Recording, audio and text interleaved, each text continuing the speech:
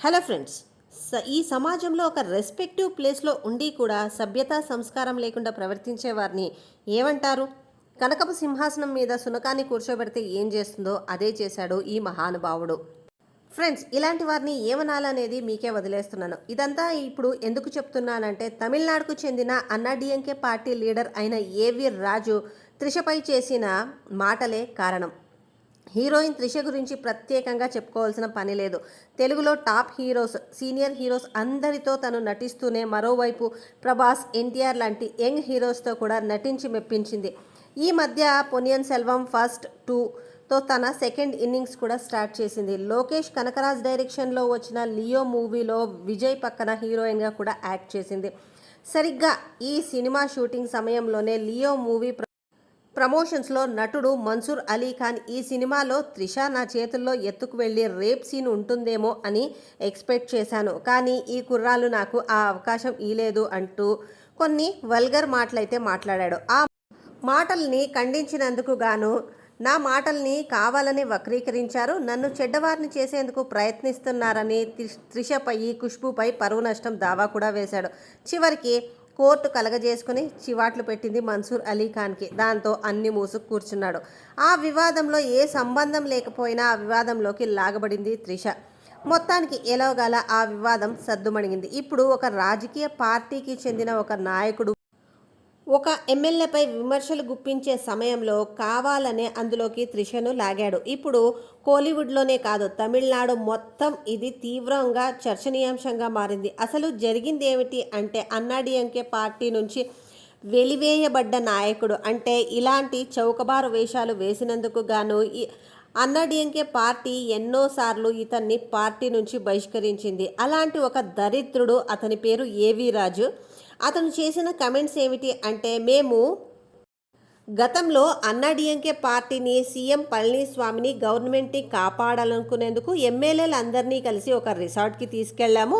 అమ్మ జయలలిత మరణం తర్వాత మేము కొత్త సీఎంని ఎన్నుకునేందుకు అక్కడికి వెళ్ళాము. అక్కడే సీఎంగా పళనిస్వామిని ఎన్నుకున్నాము. దానికి చాలా రోజుల సమయం పట్టింది. అక్కడున్న ఎమ్మెల్యేలందరూ కూడా బోరు కొడుతోంది, మాకు మంచి ఎంటర్టైన్మెంట్ కావాలి అని అనేవాళ్ళు. అయితే అందులో ఒక ఎమ్మెల్యే నాకు త్రిషతో ఎంజాయ్ చేయాలని ఉందంటే, అక్కడున్న ఇంకొక ఎమ్మెల్యే భారీగా డబ్బులు కూడా ఆఫర్ చేసి త్రిషని ఆ రిసార్ట్కి తీసుకువచ్చాడు. కానీ మాజీ సీఎం పళనిస్వామితో త్రిష రాత్రంతా ఎంజాయ్ చేసింది, అందుకు కాను 25 లక్షలు తీసుకుంది అని పబ్లిక్గా మీడియా ముందు వాగాడు. అలాంటి హీరోయిన్లు చాలామంది రిసార్ట్కి వచ్చి వెళ్ళారు, వాళ్లతో ఎంజాయ్ చేయడానికే లక్షలు ఖర్చు పెట్టేవాళ్ళు అని చెప్పాడు. అంతే, ఒక్కసారిగా తమిళనాడు మొత్తం భూకంపమే వచ్చింది. ఆయన మాట్లాడిన వీడియో ఒక్క తమిళనాడులోనే కాదు, యావత్ దేశం అంతా కూడా వైరల్గా మారిపోయింది. ఇక ఎవరికి వచ్చినట్టు వాళ్ళు దానిని గురించి మాట్లాడడము, చర్చించడము అంతా కూడా శరవేగంగా జరిగిపోయింది. ఇంత వైరల్ అయిన తర్వాత త్రిష ఊరికే ఉంటుందా? వెంటనే తన ట్విట్టర్ ఎక్స్ ద్వారా కొంచెం ఘాటుగానే స్పందించింది. మనిషి పుట్టుక పుట్టి ఇంత నీచపు మాటలు మాట్లాడతారా? అసలు మనుషులేనా మీరు? నేము, ఫేము, పబ్లిసిటీ కోసం ఇంతలా దిగజారిపోతారా? వీడు ఒక మనిషేనా అని ఇక చట్ట ప్రకారం చర్యలు తీసుకుంటాను, మా లాయర్లు వీడికి తగిన బుద్ధి చెప్తారు అని ఒక పోస్ట్ పెట్టింది.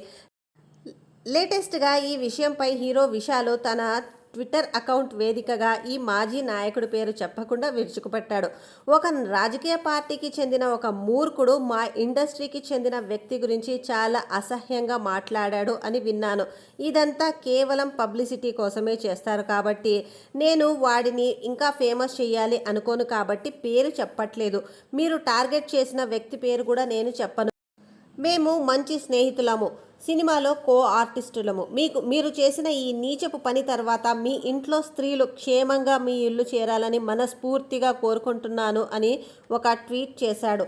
అంతేకాదు, మీరు చేసిన పనిని చెప్పడానికి కూడా నాకు మాటలు రావట్లేదు. నిజాయితీగా చెప్పాలంటే దానిని ఖండించడం కూడా తక్కువే అవుతుంది.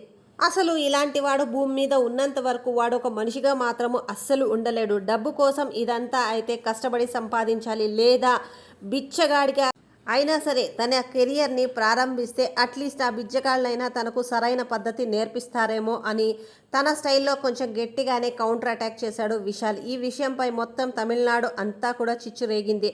ఇది చిలికి చిలికి గాలివానై చివరకు రాజకీయ పార్టీల మెడలకు చుట్టుకుంది. చివరకు ఆ పార్టీకి చెందిన ఒక వ్యక్తే దీని గురించి ఘాటుగా స్పందించారు. అలాగే ఈ ఏవి రాజును ఆ పార్టీ నుంచి కూడా సస్పెండ్ చేశారు. చూడాలి ఇది ఎంతవరకు వెళ్తుంది అనేది.